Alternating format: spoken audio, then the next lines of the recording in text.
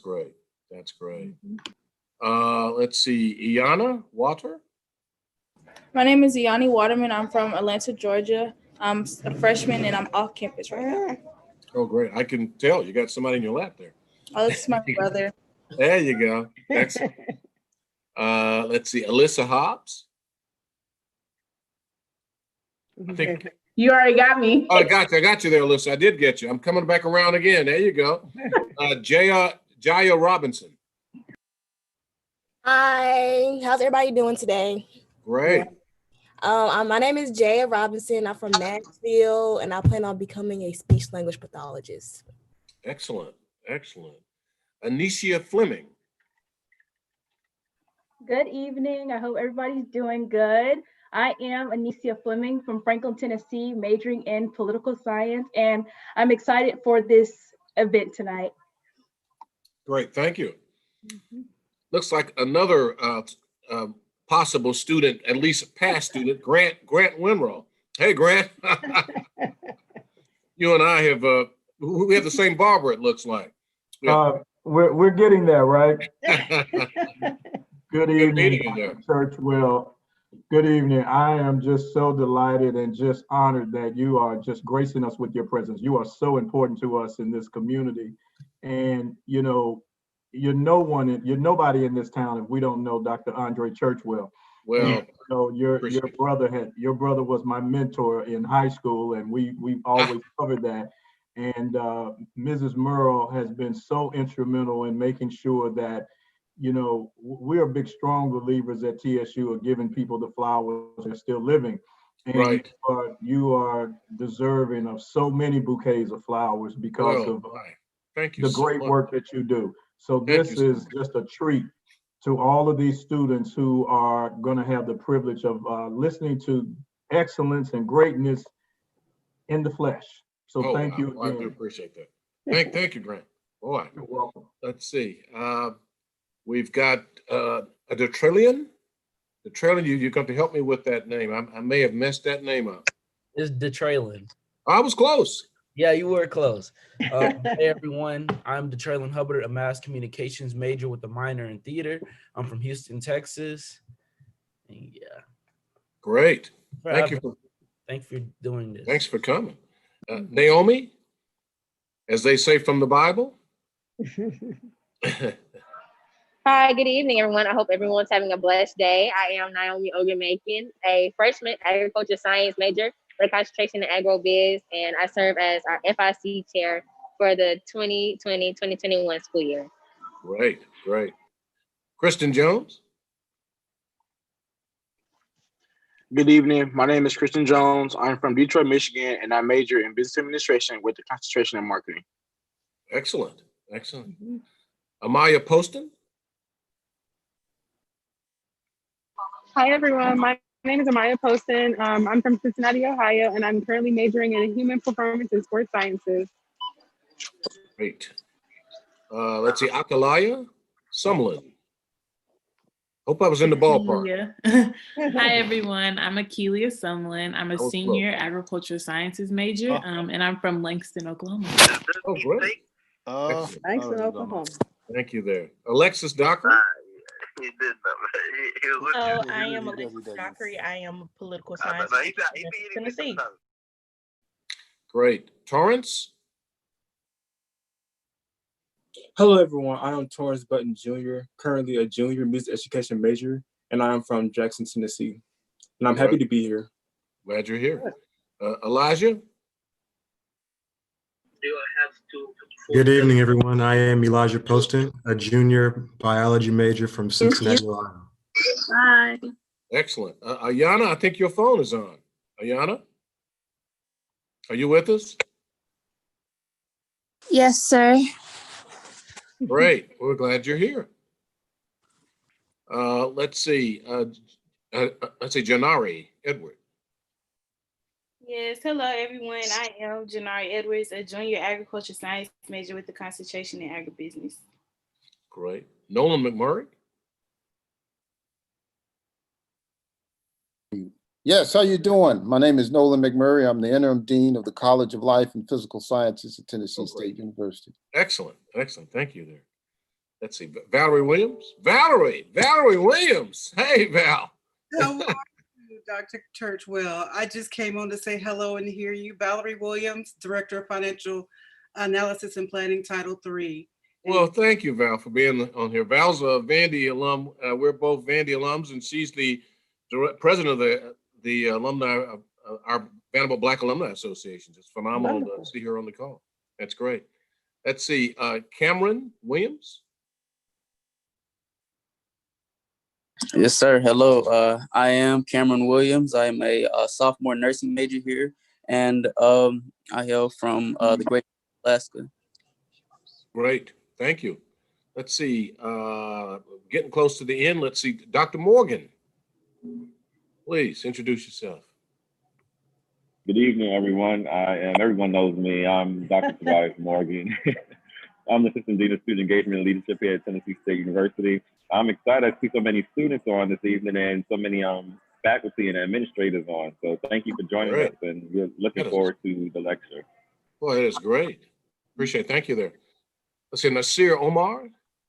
Yes, I'm Nasir Omar from Nashville, senior major in biology. Excellent. Taryn Henry.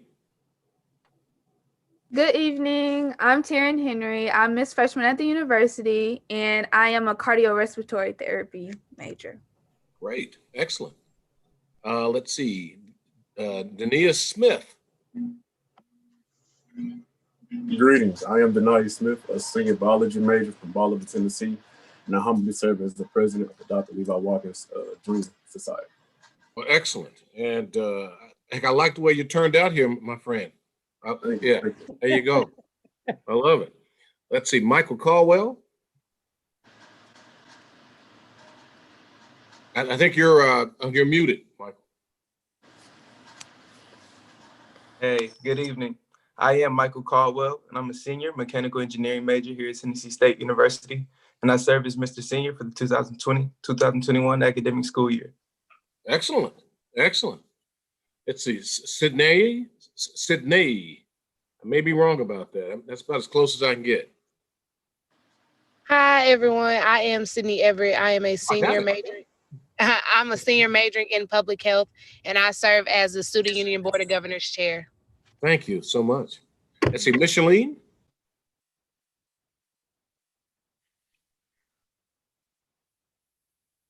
Micheline, you there? Serena Noel. Serena, are you there? Yes, I'm here. Okay, great. I'm glad you're on the call. Excellent. Let's see here. Julia Bernard. Good evening. My name is Juliette Bernard. I am a freshman at Tennessee State University. I'm also a chemistry major with a concentration in professional chemistry, and I'm from Atlanta, Georgia. Great, great. Jaylene Lattimore. How you doing? I'm Jalen Lattimore. I'm a senior marketing major from Cleveland, Ohio, and I serve as the representative at large for athletics for this academic school year. Excellent. Let's see, Adina Sage.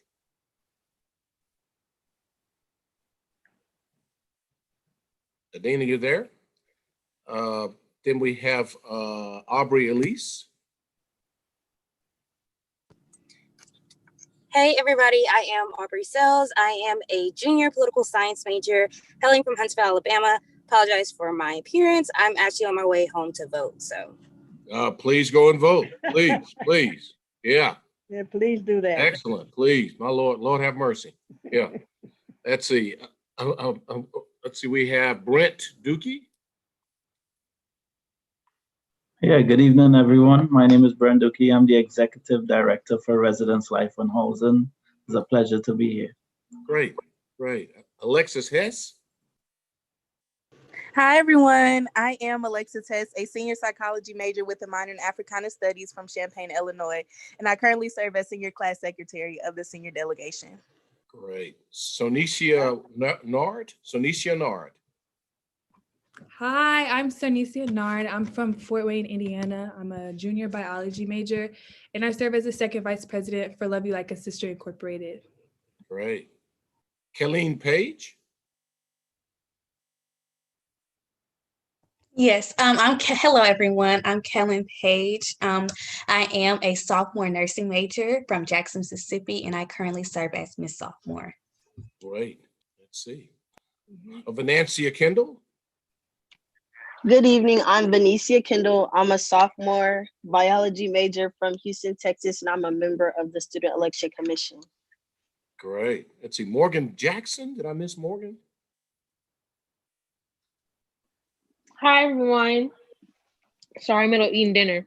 That's okay. I'm a senior of the 2020-2021 academic school year. My major is health sciences with a concentration in therapeutic studies, and I'm from Montgomery, Alabama. Excellent. Cedric Waters. Good evening, everybody. I am Cedric Waters. I am a junior mechanical engineering major from Brentwood, Tennessee, and I currently serve as vice president of the Collegiate 100 for the 2020-2021 academic school year. Oh, great. Thank you. Shantae.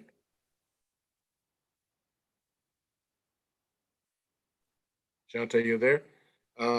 Let's see. Jerica, I think I got Jerica Miller. Did I catch you?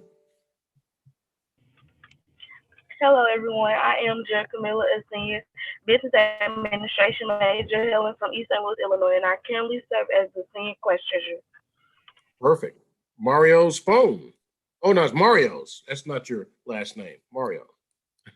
Yes, sir. Greetings and gracious salutations. I am Mario Eberhardt, a junior health information management major with a minor in business, and I currently serve as the Mr. Junior for the 2020-2021 academic school year, as well as the treasurer for the Collegiate 100 of Tennessee State University. Excellent. And I have one more person, Eamon Coffin. Hello, my name is Amon Coffin. I serve as the sophomore class vice president.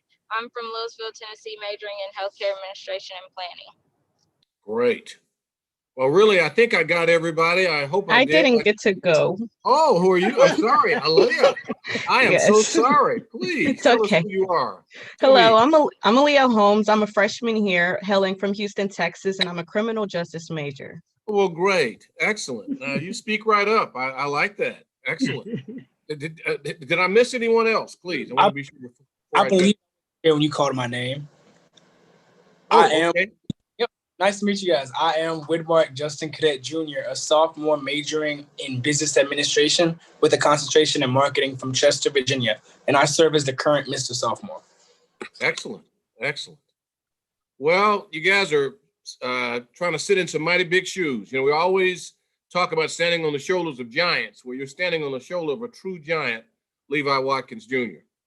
Ms. Merle, probably more than anyone else, can attest to that and can speak verse, chapter, psalm, and song about Levi and his role at TSU, his role at integrating Vanderbilt Medical School, his role at integrating the Johns Hopkins Cardiac Surgery Fellowship Program, all the way up to being the first tenured professor in cardiac surgery at Hopkins, and obviously being this storied person, almost mythic character, mythic figure who strode across academic medicine and touched the lives of tons of us who were a little bit younger than he was, to stimulate us, cajole us, push us on, hopefully with what I'm going to be doing, similar to what I'm doing here for you today.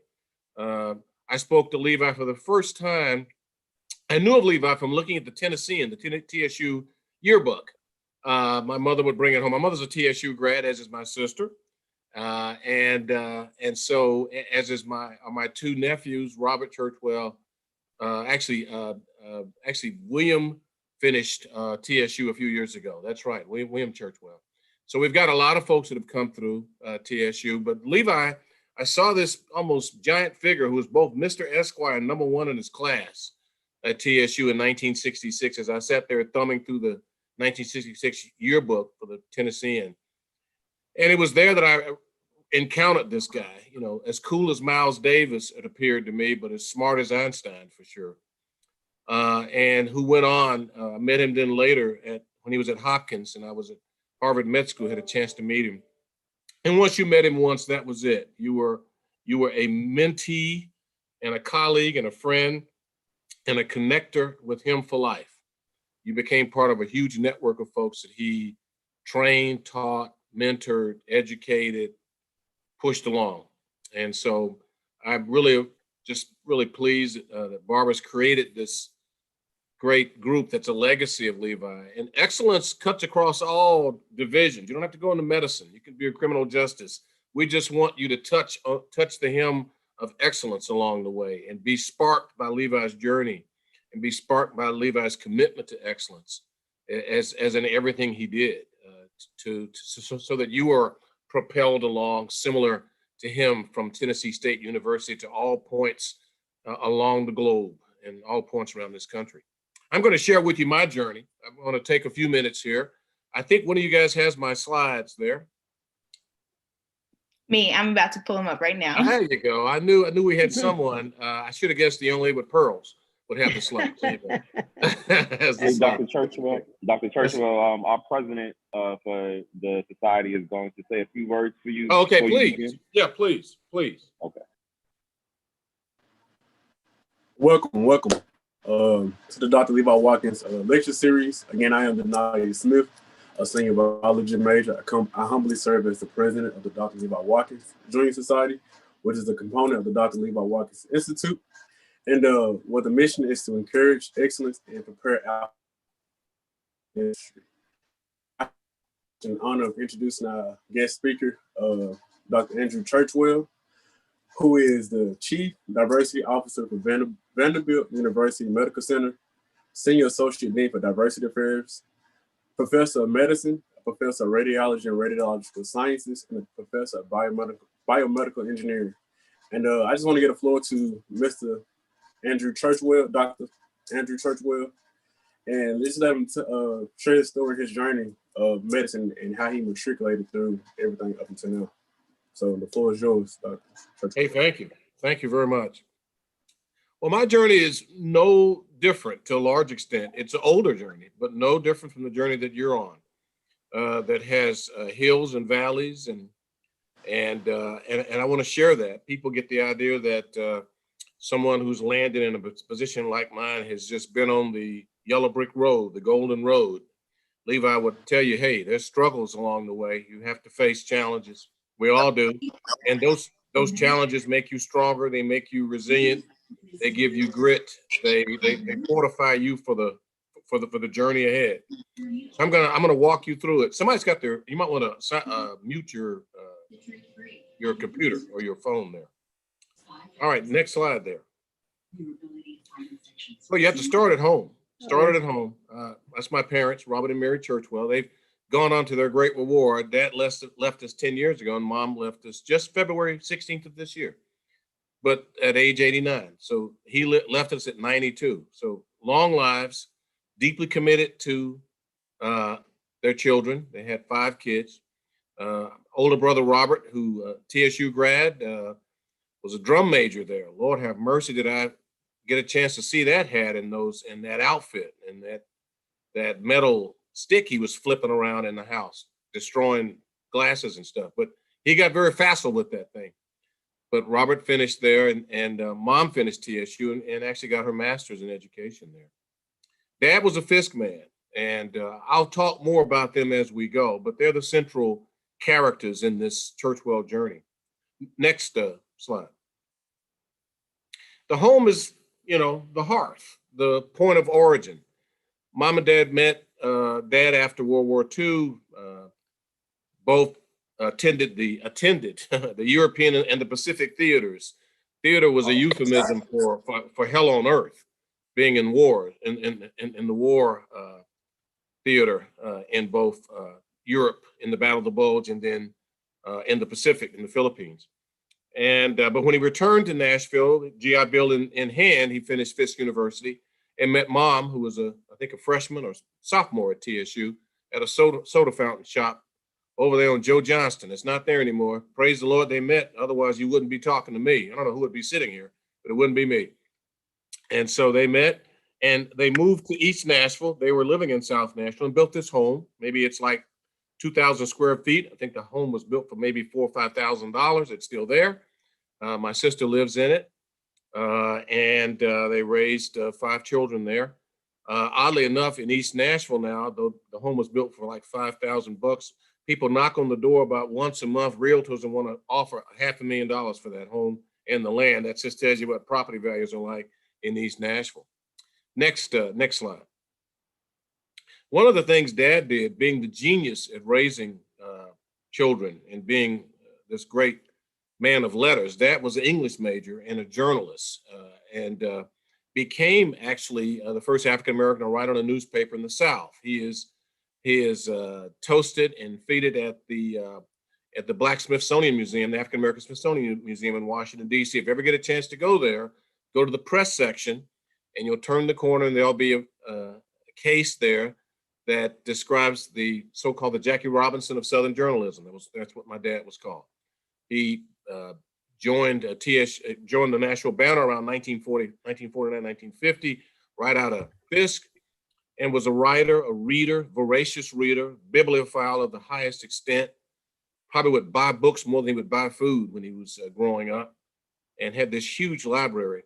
Believed strongly in the life of the mind, believed that education should be broad and deep and expansive, almost like Mortimer Adler, the great educator in the University of Chicago. Be not so connected to career initially, but to the life of the mind, to expand all your opportunities through history, art, music, sciences, of course, literature, poetry. Put your hand in it, learn how to write. Great challenging man, challenges with love, but challenges. This was his wall of fame. He challenged us to hang our pictures, hang our degrees on the wall of fame, as he called it, in the den, his den. The only room in the house that had air conditioning was his den, Barbara. It's like 400 square feet, the biggest room in the house. And it had air conditioning, and that was thoughtful too, because in August, you wanted to be in there rather than outside cutting grass in East Nashville. And he would challenge and said, I would give you $300 to not cut grass, but to read these books in my air-conditioned den. Well, you knew the answer on that one. That was an easy one. So he made you read the definitive biography at the time of Ernest Hemingway. Then he handed you these books that were bound, Hemingway's great novels, For Whom the Bell Tolls, Farewell to Arms, The Sun Also Rises, right? And so we had to read those and had to write a report. And he was a writer, a journalist, so there was red ink all over the place for years until I hit about age 40. And he finally said I could write. But he challenged us to get things on his wall. So there's degrees there. When we became physicians, and me a cardiologist and Kevin and Keith, my twin brothers, younger brothers, became physicians, we had pictures made and sent back to Dad so he could post them on the wall. You could see he met many folks of note in his career. There's Dad shaking hands with Muhammad Ali in the middle of the picture down towards the bottom. Next slide. So he challenged you, but he loved you. And along the way, he would give you things to challenge you to try to reach towards and for. And so one of the things that I read and kept up with was this piece written by Elbert Tuttle, a civil rights judge who had his house bombed in Atlanta in the civil rights movement in the 60s. He wrote this as a valedictory address to the graduating class at Emory in 1957. I'm not going to read the whole thing, but I want you to keep this. I have this on every desk I have, whether it's the one at Kirkland Hall for my vice chancellor's role or the one in the medical school as the dean of diversity. Each has this frame sitting on my desk so it's not out of eyesight so that I can see it. It said the professional man is in essence want to provide service, but his service he renders is something more than that of a laborer. And on down, he says, it turns out that, there's no price for what you do. If it does not contain the quality of integrity, then that person is worthless. If that person has integrity, then they're priceless. And don't measure out your professional services on an apothecary scale and say only this for so much. Okay, don't be a miser hoarding your talents and abilities and knowledge, either among yourselves or in your dealings with your clients or your patients or your friends, or rather be reckless and spendthrift, pouring out your talent to all of whom it could be of service. Throw it away, waste it, and in spending it, it will be increased. Do not keep a watchful eye lest you slip. And this is really the message of Levi Watkins, because Levi shared every ounce of what he could to the last minute. I don't know if you guys know, but the last minute of his life, he was talking to cardiology surgery fellowship applicants at Johns Hopkins, explaining why it was important for them to stay on the road to be surgeons as he passed away from us. So he poured out every ounce of his life in service and did not keep a watchful eye on it. So this is one to get. You can pull it off the web, and I have it posted. Next slide. Yeah, that's just more of it. You keep going. Next slide. So I trained at Emory. So I went to Vandy undergraduate, was an engineering, man, I was listening to those engineers, those mechanical engineers at TSU. I'll tell you a story. I went to East Nashville High and finished in the class of 71 with Oprah Gail Winfrey. And a funny story was Oprah, I finished number 3 out of 300 people in the class with 3.98 something. And Oprah was number 10 at 3.86 something. And when I met her years later, I said, you know what, I was number 3 and you were number 10. She said, yeah, but I'm worth $4 billion. How much are you worth? Well, that answered that pretty quickly. But the thing about public school, which is still a challenge, is that my East High did not have physics and didn't have calculus. So I wanted to be an engineer at Vanderbilt. You, as the guys know in engineering, you have to know calculus. You have to know elementary physics. So I came to TSU in the summer between my senior year and starting my engineering schooling at Vanderbilt to take the physics course at TSU. Thank the Lord I did, because I made 2 A's in physics in the fall and spring semester because I took that course at TSU. I didn't have calculus, but praise the Lord, I must have had a facility in math because I had trigonometry and I made straight A's, and you have to take calculus, 3 years of calculus in engineering school. But I went on from there, thank the Lord, pushed along by my father and my mother, buoyed by his confidence, his eternal, unmitigated confidence in me, shared it every day, every moment, never would let you slip and have some sense that you couldn't survive, you couldn't be successful. He would never allow you to believe that. He always felt that, Andre, if you've been successful, success breeds more success. You might slip occasionally, but being a successful person means that success will return. He was very keen about inculcating that into my little brain, because there'll be tragedies, there'll be challenges you'll face. There'll be some C's and D's that you'll have to rebound from along the way, and recognize, as Dad said, that's just one little small step you have to kind of ascend from. So I finished Vandy engineering and wanted to be a physician. So I went to Harvard Med School. I had not been out of Nashville in my entire life and landed up there. And from there came to Atlanta and spent almost 14, 15 years at Emory as an intern and resident on the Emory House staff. You probably can't see me. I'm just a couple of eyes back there with glasses to the left, and at the top of the left part of the right before you go up the stairs, I'm back there. But this just showed you the diversity of the Emory Med School residency program, which it still has now. I have to give credit to Willis Hurst, who really was very much committed to diversifying his house staff. He realized then that Black patients wanted to have Black physicians, and that you'd have a better adherence to treatment and care and follow-up if that was the case. And he was right, and the literature proves that. Next slide. And these are my buddies who are with me. My brother Keith is to the left. I didn't get to that. I have five siblings. Three of us are physicians. I'm the oldest physician, and I have younger brothers, 8 years my junior. They followed me in medicine. I went to Vandy, Harvard, and Emory, and Keith went to Harvard College, WashU Med School, and then came to Emory and trained in medicine and cardiology. His twin, Kevin, who's identical, went to MIT and then Vandy Med School and trained at Boston Children's Hospital at Harvard. And they practiced. We were together 15 years here at Vanderbilt, teaching, training. Kevin running the pediatric critical care unit, Keith in cardiology. They now have moved on to other shores. I'm still at Vandy. Keith is now president of the Yale New Haven Hospital. Seems like the boys need to move up a little bit. And his twin, Kevin, is president of Boston Children's Hospital and the chief executive officer for that hospital. That is the #1 children's hospital in the world for both research and clinical care. Has been for, I don't know, at least a decade or more. And Kevin sits in the role of the president there.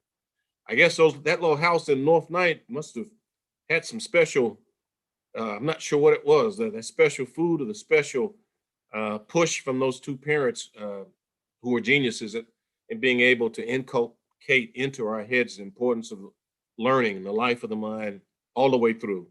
That still sustains us. The wish and will to learn, that doesn't stop. You never stop learning. Life is a continuous education process. If you think you've learned all you need to learn, you are fooling yourself. There's always more to learn. And every day, every night, I crack open my book or a journal, look up something that I did not encounter previously in my cardiology world. Next slide there. So there we are, wearing those 1980s glasses. So that's Kevin on the left and Keith on the right. That's when they were interns. Next slide. And there we are at Kevin's wedding. You see proud mom and dad there, and there are the brothers around, and there's Robert. And my sister, Marisa, who's an educator and finished Tennessee State University too. Next slide. The key here is the power and value of family. So getting at Emory and being pushed along and, just to be honest with you, just putting my head down and working hard and doing as my dad said, bring my best every day, get up every morning, first in the hospital, last to leave, reading about every patient, learning from every patient, being sure that I gave every inch and ounce of what I could every day.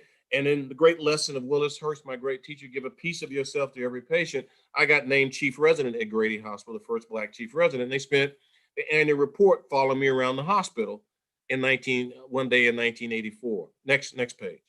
Next slide. There I am coming through the front doors of Grady Hospital at 6:20 to lead the residents and to review all the cases that came into the hospital. Next slide. That's me sitting there listening to the residents as we're getting coffee. Everybody's trying to wake up from being up all night before we go in and do morning report where they present all the cases that came into Grady Hospital to the medical service. Next slide. This is all real time. Before we did the report, I went down to the emergency room, which is a huge emergency room, seeing thousands of patients, 100,000 patients a year. There I'm checking the book to be sure everybody who got admitted was admitted properly. Next slide. And there I am in the beginning of teaching rounds with Dr. Hurst, my great mentor, Willis Hurst, probably the most amazing bedside cardiologist, clinician I've ever met, period, from Harvard or whatever. He wrote the book, Hurst the Heart, the Bible that all cardiology fellows study. That's probably about 1,000-page book that he would have a new edition every 4 to 6 years. Amazing, just an amazing writer, teacher, mentor, lived a model life. Next slide. There I am talking to folks in the emergency room, going over cases. Next, wearing those big glasses. But, along with the clinical care, there was this engineering thing that I'd gone through. So I was very much interested in building research between Emory and Georgia Tech. And this is what this is about. This whole issue at Emory that year was about connecting the cardiologists to the engineers to do cardiovascular research. Next slide. And I spent about 6 years at Georgia Tech while I was still on the faculty at Emory.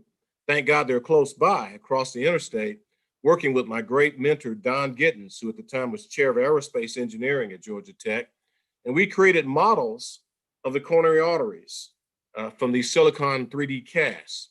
Because I had an idea, and Don did too, that the type of properties of applied physics of flow, whether it be in a collapsible tube, those laws did determine the flow of blood in the coronary arteries and the forces of flow in those arteries, similar to what we measured in engineering school in the tubes and pipes of other hydraulic rigs, might explain some of the issues of atherosclerosis. So that was our premise, our hypothesis. And it turns out we were partially or nearly right about that, because those of you from engineering know that the key number is the Reynolds number. You can go back. The Reynolds number is the inertial to viscous force ratio. Go back to the other slide. And if you match the Reynolds number, no matter what size the tube is, from a small 3 millimeter coronary artery or to this 3 centimeter model or a 30 centimeter model, if you match the Reynolds number in the flow profile, what you see in the flow profile, the fluid properties that you measure, shear forces, velocity profiles, are analogous to a 3 millimeter tube that you call the coronary artery. So doing that, we're able to figure out some stuff of where early lesions deposit in the coronary arteries. And we received grants from the American Heart Association to study those. Next slide. But I also turned to minority affairs. I was asked to be the first dean of minority affairs at Emory, and that's where I began learning about how to build a program around diversity and inclusion. You can't be a Black guy to be successful in this world, to move up the academic ladder in academics without having some connection to diversity and inclusion, to be sure you're working to get other kids, pulling people up on the ladders up to where you are. You can't just walk away and say, well, they have to pull themselves up by themselves, their own bootstraps. That's not a Levi sentiment. And so that sentiment is something that we all must reach for and maintain and be very much committed to that. Always reaching down, pulling the next person up. Next slide. So I did that at 4 or 5 years. And while I was there, Dad donated all of his writings to the Woodruff Library at Emory. This is the day they honored Dad as he gave all of his writings to the Woodruff Library that he wrote. Next slide. And those are some of the writings in the Woodruff Library rare books section of his works. Amazing, man. Next slide. And that's Dad's library. That's part of the walls of the library. That's not the whole thing, but this is from whence he would pull books out and hand them to you to read. I don't know if you're familiar with the black and white slide are the Harvard classics. If you don't know what those are, I recommend you go online and look those up because Mortimer Adler and many people felt like if you had to begin your education from day one, zero day, that it would be really important to begin with the Harvard classics. The Plato's Republic is in the Harvard classics, something that we're trying to fight for and sustain in the next 36 hours. Plato describes the Republic. He describes it as this fragile concept of where people are exposed to and allowed to have freedom of choice. Not a totalitarian state, not an authoritarian state, a delicate balance between people's rights, rules, and freedom and social justice. Delicate. Republics are very fragile. And so if you read that essay, it'll help you understand why it is so important for everyone, like she's on that road going back to Montgomery, Alabama, get that vote in. Yeah. Where is it at, Montgomery? Where are you going? She said she was going. I forgot what she said she was going. I'm from Montgomery. Well, I'm here now, but I was She's going from to. Okay. All righty. So look at that, Plato's Republic. But this is the challenge. Dad kind of felt like that, though he was very much like Wendell Berry, another great writer, that education is actually the essence of what a college or university is about. Careers are great, but the key with college and the university is to impress in your mind the great lessons of history, whether they be from the 14th, 15th, 16th, 18th century, whether it be the writings of Countee Cullen, whether it be the writings of William Shakespeare, whether it be the writings of Ernest Hemingway, whether it be writings of John Donne, whoever it is that you embrace to read and learn from, those things will be around for you to pull as reservoirs of knowledge and to be molded into wisdom, life wisdom that you can use to make decisions every day in your life. So Dad was right about that. The more you know, the more you can then bring to the fore when your great questions and problems are thrust upon you in your life, whether it be at work or otherwise. So that's the power of an education. Careers are okay, but that's what our education is about. Next slide. And the other thing is I'm a little bit of an artist, kind of a crazy artist too. In my career as a physician, it became very apparent to me that Steve Martin was wrong. Men have more than 2 brains. We have 3 brains. Because as a physician, you have to make a decision, not always with what the brain of book knowledge tells you, but is what the heart tells you about what would you make the decision if it was your family member. Levi talked about this. And then what are your gut of experiences? All those experiences, good, bad, ugly, and otherwise, and positive, what have they told you? If you don't pay attention to what you've learned, it's the old story about if you don't pay attention to the past, you won't understand the future or the present. And so you really have to then learn from everything you do, both good and bad, unfortunately. And the failures inform you oftentimes in medicine or in science or in research more than the successes. And you have to be attentive to that. That's something you need to either in the early morning sit down and review the day before or the week before, or in the evening, whatever that time is where you have that area. All of us have a time where we're more creative, and we also have a time where ideas come to us as we process stuff. And there's a whole set of literature about this. So you need to pay attention. I've spent a lot of time trying to figure out when is my most creative time? Well, for me, it's 11 o'clock at night in the shower, listening to Frank Sinatra. Okay, that's when ideas come, solutions come. But you need to find your spot. And then that's where the flow, they call it flow, lots of new ideas or creative things come that I would not have opportunity to have access to.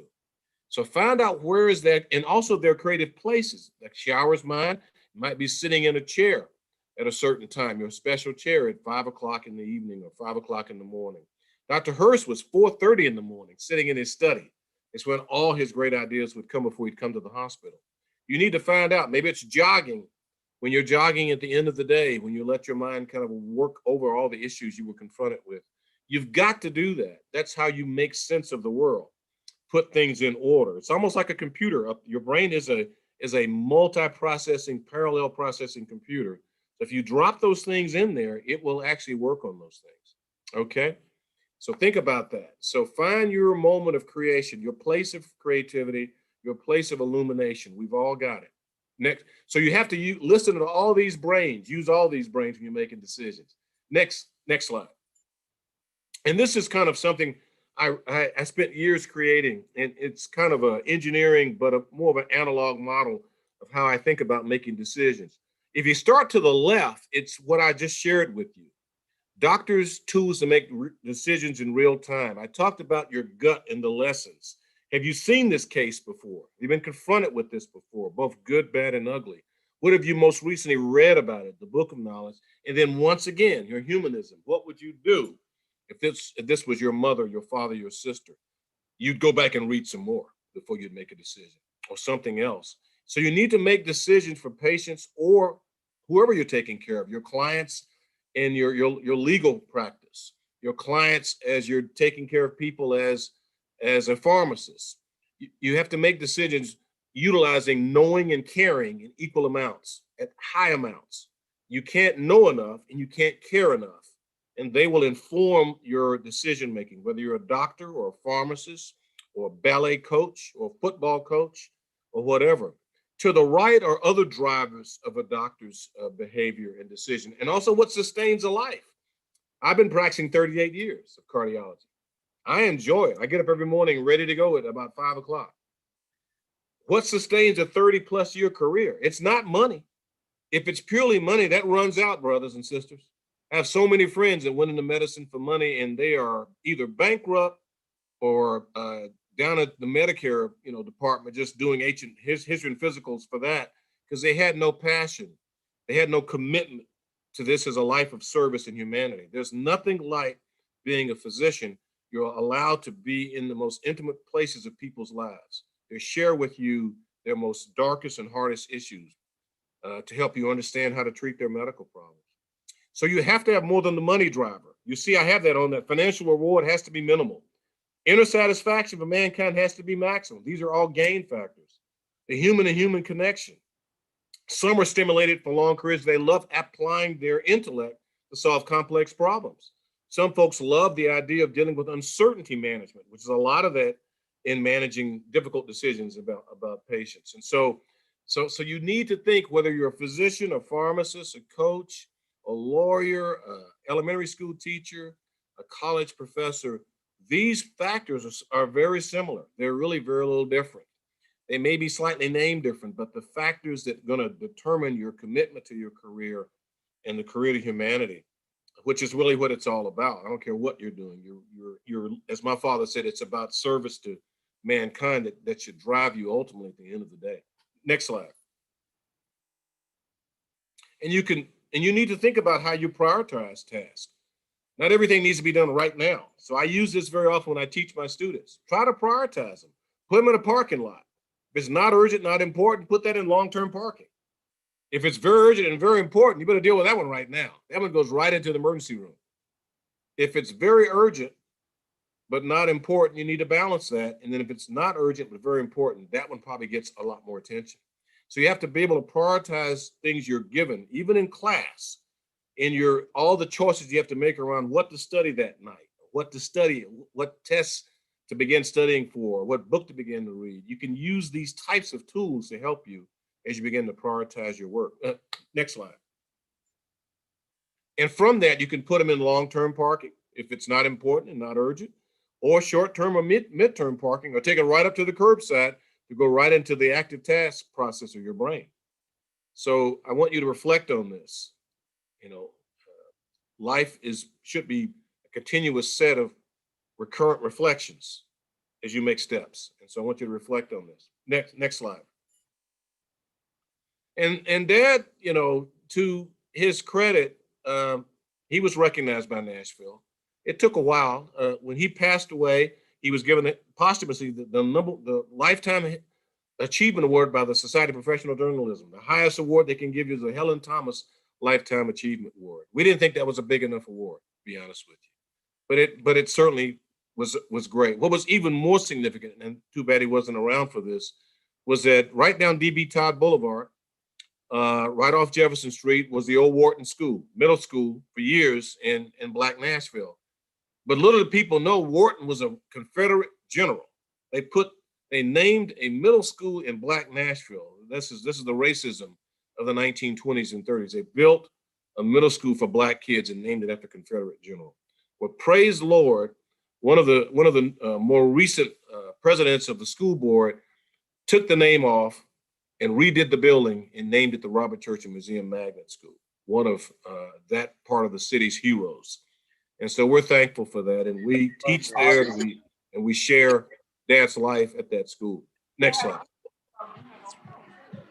And in the school, you'll find things he would tell us. Reading opens the mind to unlimited possibilities. He also they have sayings that he would pull from other writers and other philosophers all over the walls of the school. Next slide. And there he is, the man. So I've shared with you in this 40-minute period some aspects of my life, hopefully things that really point to the importance of reflections and point to the importance of the life of a mind above and beyond just a career. I'm an engineer, but what Dad got me to appreciate was how to write. And it took to age 40 with all the red ink he could display for me to learn how to write. I write pretty well now, to be honest with you. And he also inculcated read widely. So if you come in my house, my library is probably more than 2,000 square feet now in my house, stimulated by Dad. My music interests are multiple genres. He said, listen widely. So I'm not a hip hop guy, but I listen to jazz, classical music, Western symphonic music, the whole gamut.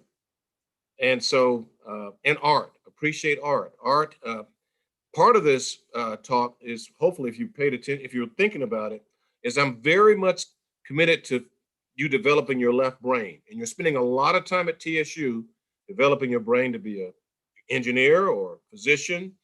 But I will say that Dad's commitment to try to inform my right brain was the most important thing that I learned from him. Because the right brain is the seat of creativity and dramatic insight. And I would argue that it's the confluence of the right and left brain activities that will determine your real path. It is the use of those creative elements that you probably don't even know that you have, that you need to mind and find out what you have, whether it be writing, poetry, speech, drama, music, drawing, sketching, whatever it might be. You need to find out what that is, because in the case of Leonardo da Vinci, as the recent biography by that came out, and I really recommend, it made the case that by developing his right brain, the drawing and skills, it certainly informed his ability to design bridges, to understand a human anatomy more than anyone else could. And so I strongly recommend, very much recommend, spending time. There's a book by Martin Gelb, G-E-L-B, University of Virginia business professor, called How to Think Like Leonardo. He spent many years walking the path of Leonardo da Vinci, which is only maybe a couple hundred miles from when he was born to when he passed away between Florence, Rome, and France. And he read everything Leonardo wrote and was able to distill it into some essential principles that Leonardo was trying to teach everyone who paid attention on how to think and how to be creative and how to actually mind those senses to actually bring them at the highest level. And so I strongly recommend that you do that. You say, I don't have time to do that, Churchwell, I got this mathematics. Well, it will inform it. It may not, you only need a little bit of time. I think people get kind of misguided. The time it takes to be a little bit of creative might only be 5 or 10 minutes to listen to Miles Davis. Or maybe listening to your hip hop artists and trying to understand what is the message they're trying to tell you, more so than just listening to the music. What is the message? What is Miles trying to tell us? What is John Coltrane? What is the fundamental aspect of John Coltrane's jazz? It comes from mathematics. He was a mathematical genius. His jazz riffs were all concoctions from complex mathematical formulations. So I strongly recommend developing that left brain, and TSU will do an enormous amount to help you with that. But I would also say you need to cultivate and understand and develop your right brain, and get the book Martin Gelb. It's in paperback. You might want to get them all copies, Barbara. You can get them off Amazon. How to Think Like Leonardo. Even has a workbook to show you how to do that. Yeah. And the fascinating thing that we're learning now from neurosciences is that even though you might not be an artist like Leonardo, but the fact that you're drawing a flower on your day off or whatever, you're creating synapses in visualizing the flower in your own way and drawing it, connecting things that would not have been developed previously. So just the mere activity of doing that begins to create synapses and begin to engage the right and left brain activities. So I think I've given you all I can in about 40 minutes. I've got about 10 minutes or less for y'all to ask questions. And we got 6 minutes. I'm gonna shut up and let you guys fire away if you have any questions to ask. I'm more than willing. As you can see where my head is, everybody see Thor out there in the hall? There's a there's a huge painting of Jack Kirby's Thor there in the hall. Yeah, I'm a strong believer. Let's see. I've got some other stuff in here. But fire away with questions. I have a question. Sure. Are you? My question is, what is something that I know you're saying listening to music or like trying to analyze what the artist is saying and stuff like that. Other than that, like what is something that you would do at least for I guess a good 10 minutes a day to try to help get in your right side of your brain moving or exercising? Yeah, I mean, so pick up an artist, a musical artist you've never heard of, and then listen to their music, and then read something about their life to see what they're trying to inform you through their life journey in their music. That begins to create a sense of understanding about the music that you didn't have before. Or you're going to start learning how to sketch, be a sketch artist. And so you're going to go to Michael's to get a book called How to Draw. You begin working on that. You want to learn how to play clarinet. You've never done that before. Okay. You want to learn how to play piano. You've never done that before. Okay. Got it. Doesn't take much. A little bit of time. Yeah. When you ask a question, introduce yourself again. Next time y'all do it. Yes, sir. I'm Naomi. I'm a freshman from Birmingham. Excellent. Hello. This is Cameron Williams again. Yeah, Cameron. So I know you touched on it just a little bit, but how did you continue to stay encouraged and stay driven to that goal of making it through medical school, and reaching your goals and reaching your dreams, and what? My father and my mother were the galvanizing forces in my life, and I stopped and look at it. Now, I have great friends who have been friends for 40 years, who've lived a life journey very much like mine, that we talk all the time. People I met in college or in med school that are literally like my other brothers and sisters. So you need to form a tight unit. You don't need 30 friends, but you need some real close friends who are walking that path, that same walk with you, that you all can be honest and share. But mom and dad were there. They, my dad visited me a few times. I hadn't been away from home before. Going up to Boston was a big reach. He didn't think I should do it, but I really wanted to explore. I'd never been out of Nashville, and I said, well, if I'm going to get into Harvard Med School, let's go for broke. So we moved up there and moved in this dorm. The Vanderbilt Hall is the dorm for Harvard Med School. Turns out Vanderbilt folks gave money to build that dorm. I had no idea. They built the university too. And so I was, I had to learn how to maneuver, meet people, develop really close friends. And I will I'm going to push you a little bit on this. It's important. I always have the rule of 5. I'm going to challenge you that it's important to have really close friends. And I want you to have some close friends from your college class that are on this call. But it's equally important to have a mixture of diverse friends, because you're going to learn some things from people. Like one of the people on my finger is Hal Burstein, who I met the very first day I walked in the Vanderbilt Hall, who lived across the hall from me. Hal has been at my wedding in Atlanta in 1982 with my wife. He's been to my daughter's wedding. He's been to my mother's funeral, my father's funeral. I mean, I turn around, Hal is there. I don't have to even say anything. He knows I need him. He's Polish. He's second generation Polish, Jewish American. He's not African American. He got kinky hair, but he's not African American. His parents met, though. Here's the journey. Our parents are up from slavery, right? His parents met in the Loge Ghetto. Anybody know what the Loge Ghetto was in World War II? Any idea at all? That's a ghetto was a part of a town in Warsaw or in Poland. They call them ghettos, poor parts of town. But when the Germans took over Poland, they took away everybody's wealth, and they sent most of the Jews to concentration camps to be killed. They kept some to clean the sewers.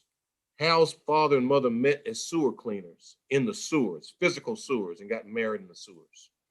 And they became resistance fighters against the Nazis for 4 years until the Russian tank brigades liberated Warsaw and the Loge Ghetto. So his journey of trial and tribulations from nothing, coming to New Jersey, working class family, mirrored my journey. And it's important for you to know people different from yourself, because that's the power of America, okay? And that's what we're trying to help. Well, hopefully we can get back on course after tomorrow, but that's the power of America. Yes, sir. Okay.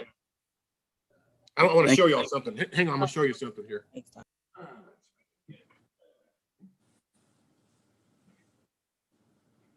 So one of the things I do kind of when I'm sketching in between, I carry a sketchbook with me wherever I go. So if the lecture's boring, my sketches are really well and finished. But in between the sketches, you'll find a lot of notes of classes or patients. This is a John F. Kennedy sketch I did a few weeks ago. And so I've been doing that since I was 5 years old, working and developing my own ability to draw and sketch. So nobody knows what you've got over there. If you've never mined the territory, you have no clue. You have no clue. All of my little brothers, the twins, can sketch. I showed them, I made them sit down when they were like 4 or 5, when I was 8 years old, and said, hey, here's some paper. And they can all sketch. They can sketch as well as I can. Now, who would have thunk that? If we didn't explore, you never would know. Right. Any other questions there? Hi, my name is Iani Waterman. And my question is, I know you say you've been like in your career for like 30 plus years. Like, what was it like, something that clicked and said, like, this is something that I really want to do and I want to continue to learn and grow about it? Well, I kind of knew medicine was the best fit for me in college as I got into my junior year. I enjoyed engineering. I enjoyed applied physics and all that stuff. But there was something about applying the engineering to solve medical problems that was a lot more satisfying. And then as we start working with patients on some of these devices we're working on, there was something just terribly satisfying and fulfilling to see patients smile when you were doing things that were helping them get better. We worked on a muscle developing device, a muscle tone device for people who had strokes, so that when they would contract their muscles, we had this little voltage control oscillator that amplified their EMG signal. So as they develop more power in their muscle, this oscillator would create a higher pitch. So, and so they could tell as they were strengthening it. And so we built that, designed and built that when I was a senior at Vandy, and they're still using that thing in the VA, apparently, the stroke center. But that was, to see the patients light up like that, that told me, hey, this, there's something about being a physician to get that type of connection and the satisfaction in being involved in people's lives. So. It's great to hear that you made that connection and found something that you really loved. Yeah, I really want you to find something you love. You have to think about it. You don't want to do something you hate. And if you're being pulled along purely by money or some kind of narcissistic tendencies, that won't last 30 years. It'll peter out. So the way I look at it, I get up every morning pretty excited. I usually start making little notes to myself when I'm in the bathroom starting to, get lather up for my shower, for my shave. I have a little note card every morning that I start putting down notes of things I have to get done that day. And that gets me, I'm already rolling. I'm rolling. I think we got time for a couple more questions there, Bob. Anybody else has a question or I do. thought or? You can go ahead, Detraylon. Okay. Hello, I'm Detraylon Hubbard from Houston, Texas. I just wanted to know, how did you deal with rejection? Like, I'm pretty sure, like, trying to be successful, you're going to face a lot of rejection. How did you keep going without being discouraged? Yeah, well, my father, he built resilience in us. He told us that you're going to fail. And I did have to retake a genetics class at Harvard Med School. It's the first time I ever had to retake a class. And I was totally devastated. I had not applied myself as much in that. That's the first time ever in my entire life. And I called Dad, and he, typical as he was, he said, this is something you learn from.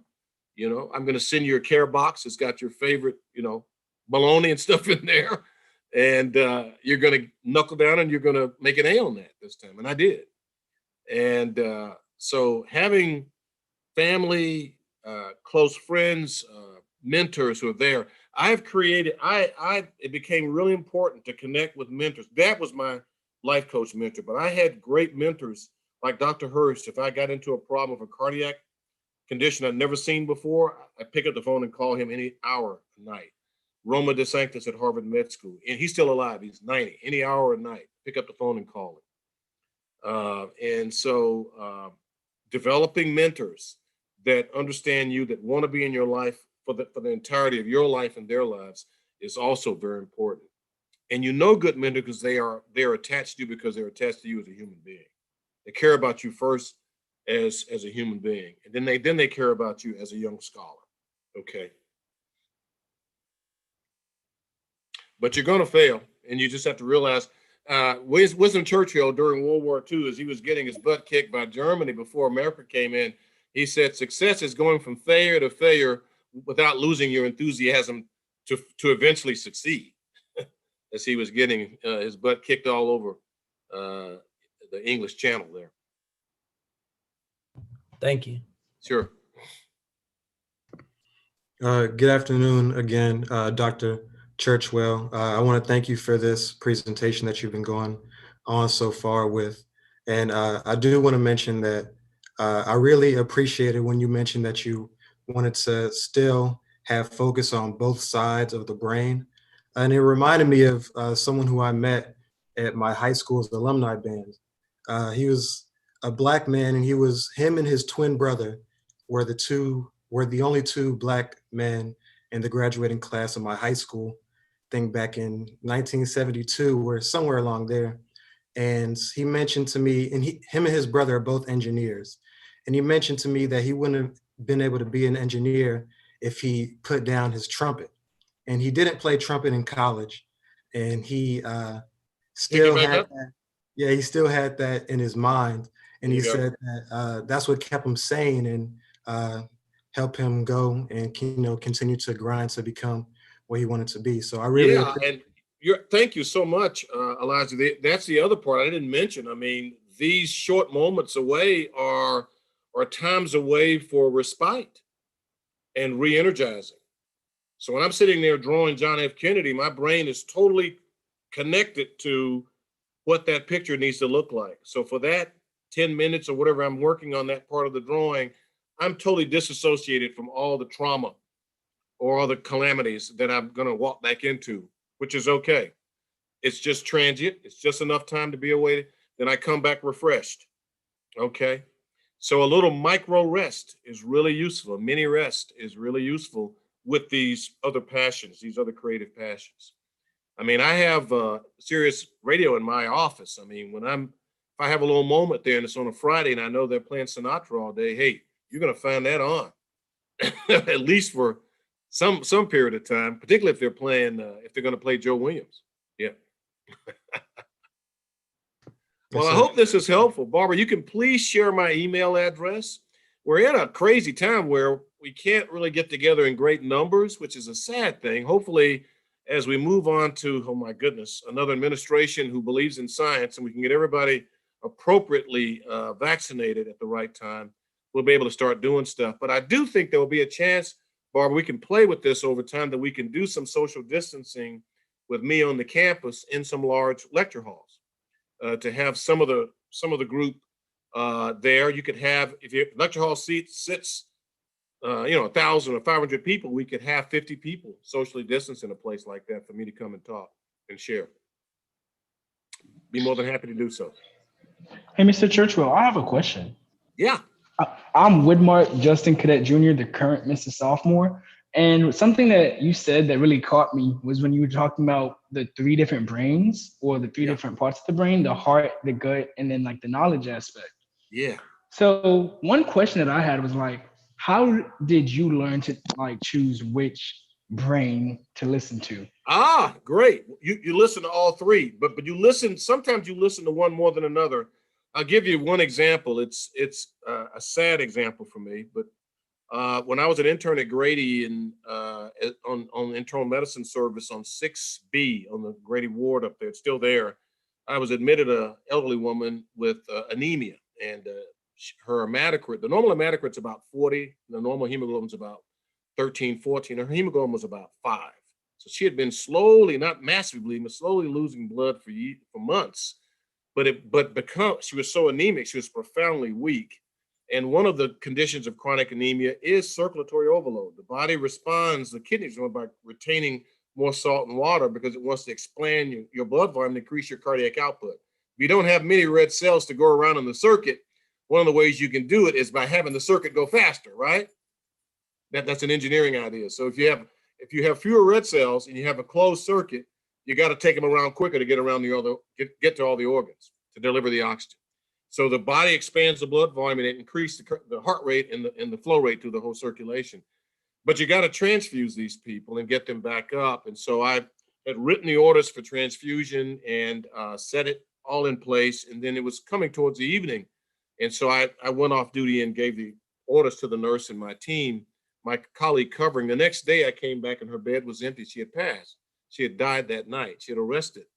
What had happened was that the blood I had ordered was placed so late in the evening. It came up so late, and the nursing and the pump they used to infuse the blood was an ineffective pump. So that the actual meter setting that only allowed so much blood per minute broke loose. And she was flooded with that whole liter of blood, whole unit of blood, and it caused acute circulatory overload and heart failure, and she deoxygenated and died. And I came in the next morning and found her bed empty and found out this and went down to the morgue and found her body and sat there and cried for about an hour and then pulled the chart out and went through everything from top to bottom on that chart till I figured out exactly how that happened. Then I went to the hematology blood bank that evening and spent hours reviewing this with the hematologist, reviewing the most recent data on transfusion and the types of pumps to use and what not to use and the rates of infusion. And so it was, in a way, sad as it was, this woman succumbed. It led to a path of education for me that every student or intern for the last 38 years knows in great detail, infinite detail, how to transfuse an elderly person. And one of the key lessons that I learned, and this is not in a book, this is so this is a gut lesson, Elijah. This is a gut lesson. So when I see someone who's elderly with a profound anemia, even at my advanced age, this lady's face comes back in my head, and all the lessons learned from that are rolled out, so it never happens again, and it's never happened again. But what it turned out, when I researched it, the blood came up much too late in the evening. It should not have been given. There were very few nurses on the wards that night, and the pump that they were going to use had been sent to the shop. So she used something called a dial-a-flow, which is a 1950s device to maintain the rate of blood, and it was ineffective. So yeah, I still blame myself. Never transfuse anyone who doesn't need to be transfused at night. Do it in the morning.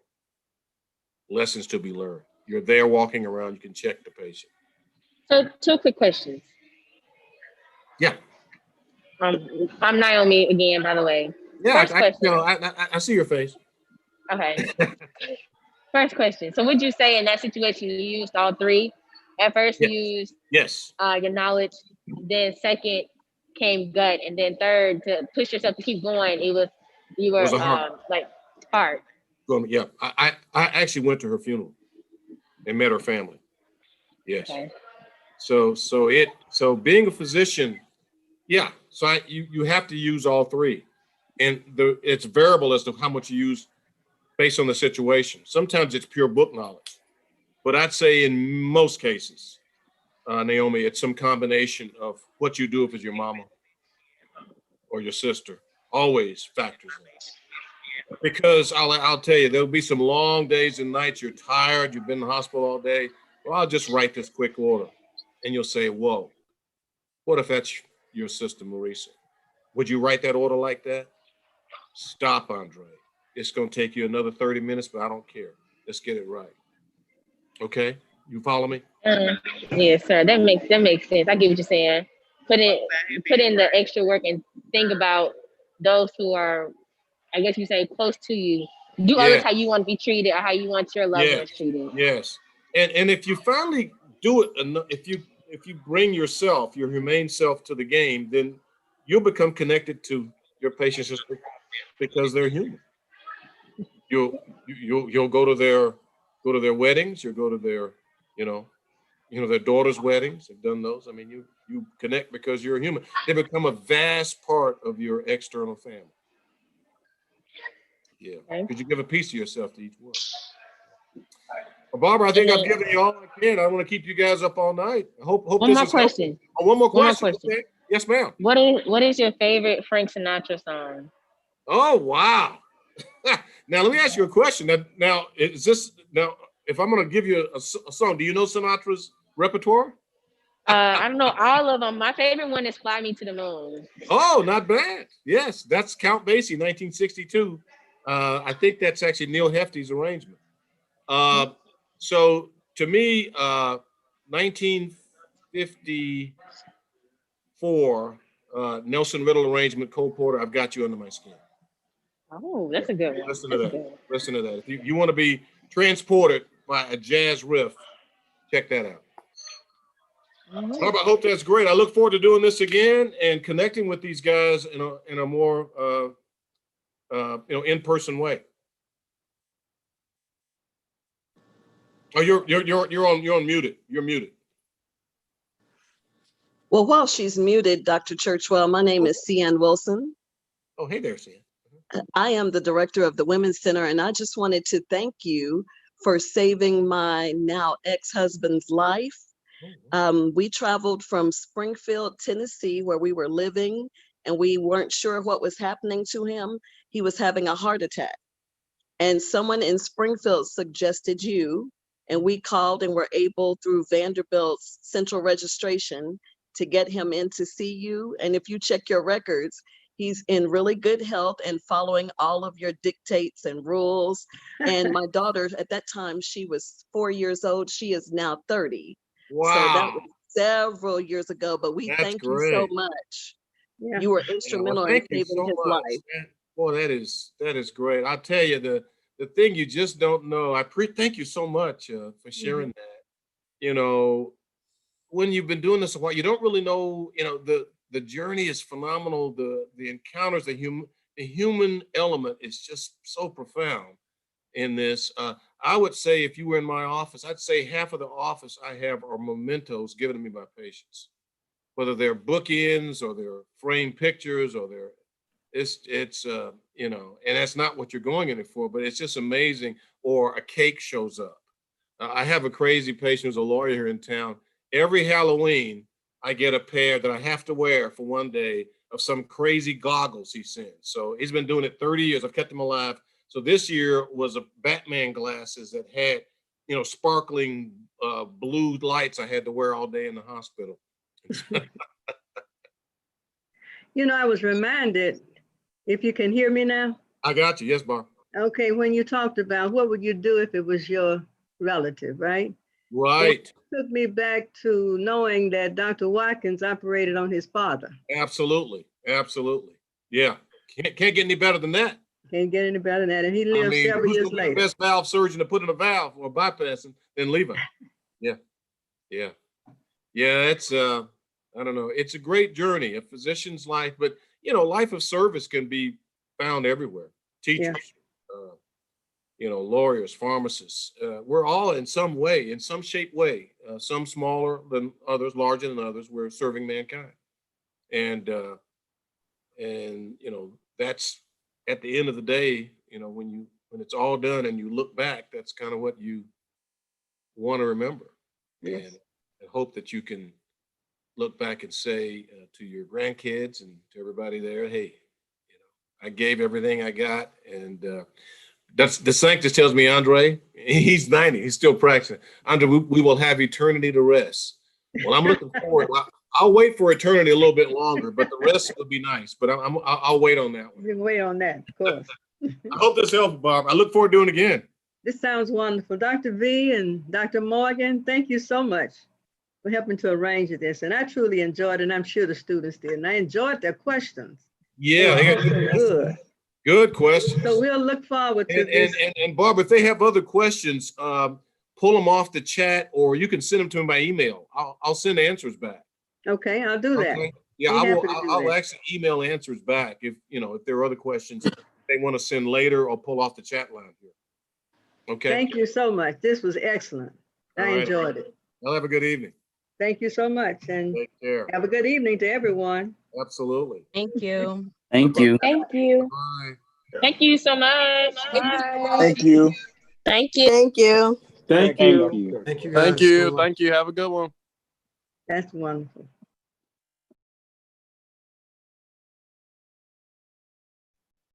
Dr. V, Yes, who's talking? this is Elijah. Do you know if Dr. Churchwell, do you know if he accepts shadowing opportunities? We can ask.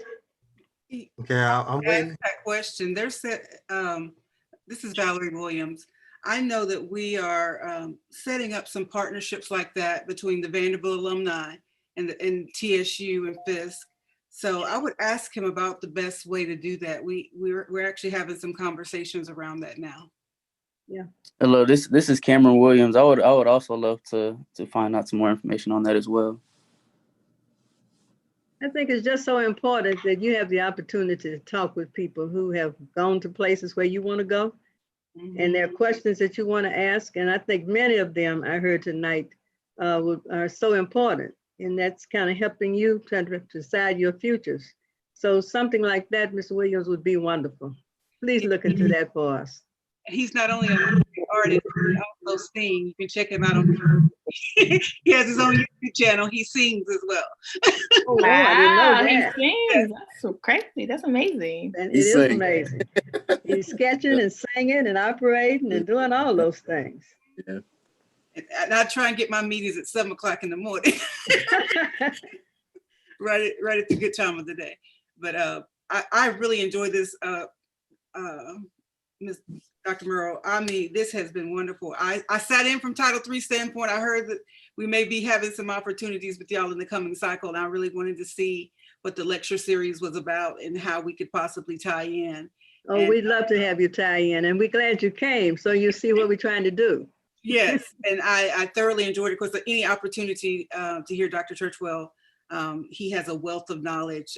He didn't talk as much tonight about his diversity and inclusion, but his model that he has put together on how to integrate into environments where we're not the majority. He has a wealth of knowledge about how, what we call code switching, how you need to be able to learn how to do that in certain settings until we reach the level of diversity and acceptance that we need in the workplace.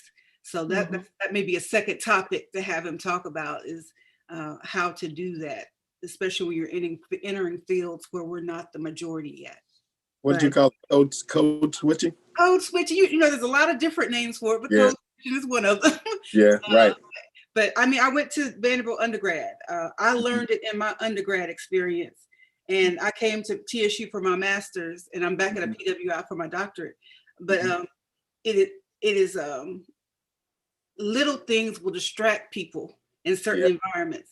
That's true. Right now, I don't go to class with a head, and I have a head wrap on the night. I can't do that at PWI, because that will distract them. They will be more concerned with my head wrap than what I have to say and what I'm able to do. So those are the kind of things that in the workplace, that some people will see the physical before they see the ability, and how you sometimes have to learn how to manage that to be able to find your place in the workplace, and they see your true value. And that's a whole nother conversation for another day. But that's a good conversation. It is a good conversation. Yeah. I know when I was an undergrad at a HBCU for our professional development, I mean, we didn't call it code swapping or whatever, but those were the type things that were addressed. I mean, you know, students, you know, kind of get upset sometimes when you're like, well, you go into that environment, I don't think you want to wear that. Well, why not? I mean, I need to be myself. No. I mean, you're trying to be effective, okay? And so, you know, you don't want to distract from, you know, you want to make sure, you know, you're there for the right reason. They know you're there for the right reason, and you want to be effective. And so, yeah, I like that. You want to be respected, yes. Absolutely, yeah. Of course, you want to be respected. Who you are, what you know. You hear a lot. Well, they got to respect me for who I am. You hear a lot of that. I'm like, well, you don't want the door closed on you. I mean, at the beginning, so they got to get the opportunity to see you. That's right. Yeah. Before they get to know you. Yes. I got a question. How do you like balance stuff? So say like if you go into a workplace and upon arrival, they say like at the workplace, you couldn't wear the wrap. Like, would you still work there or would you not? Because like how do you balance like not feeling like you selling out your people and being happy? You know what I'm saying? Like, how do you balance it? This is a personal Valerie answer. For me, I'm looking at what the value I'm getting from the experience. That's right. Now, if this is something that I know that for a short-term sacrifice, I'm gonna get the long-term gain, I don't wear my hair in a head wrap every day. I got a whole lot of different styles. So I can do that. It's not a deal breaker for me, especially if it's something I need to advance where I'm trying to go in life. And when I hear people talk about selling out, I'm not sure exactly what that means. Well, I do know what people mean by it, but when you are doing stuff to benefit you and to get where you need to be so that you can help others get there, that's not a big one. You know, that's not a big one. I do enjoy being able to be more into my cultural self working at a HBCU than I could when I was not working at HBCU. And same thing when I was a student. Now, it's different when you're in a student setting versus a professional setting. And that's one of the things, we try and teach students both at Vanderbilt and at TSU. Through one of my other organizations, I work with CN and the Women's Center. through my Links organization, we talk about that with some of the people on campus, that you got to learn how to balance those things. But yeah, it's what you're going to gain out of it. If it's an opportunity where you're one of 5 people in the country to be able to do something, know your environment. Yeah, that's what I said. Take off the head wrap. It'll be okay. But yeah, but look at those opportunities and see what you're going to gain out of it. Now, going into the situation, if you know that they have policies like that, that's going to be one policy that's going to indicate some other things you're going to be up against. So it puts you on aware and on alert for some other things that might be going on in that environment if they have an issue with head wraps. So just kind of just look for those indicators about the organization you're working in too. Yes, ma'am. Thank you. I'm going to jump off. I actually got to go to a Vanderbilt alumni event. Oh, wow, you're busy tonight. I'm going to jump off, but it was great seeing you. And Dr.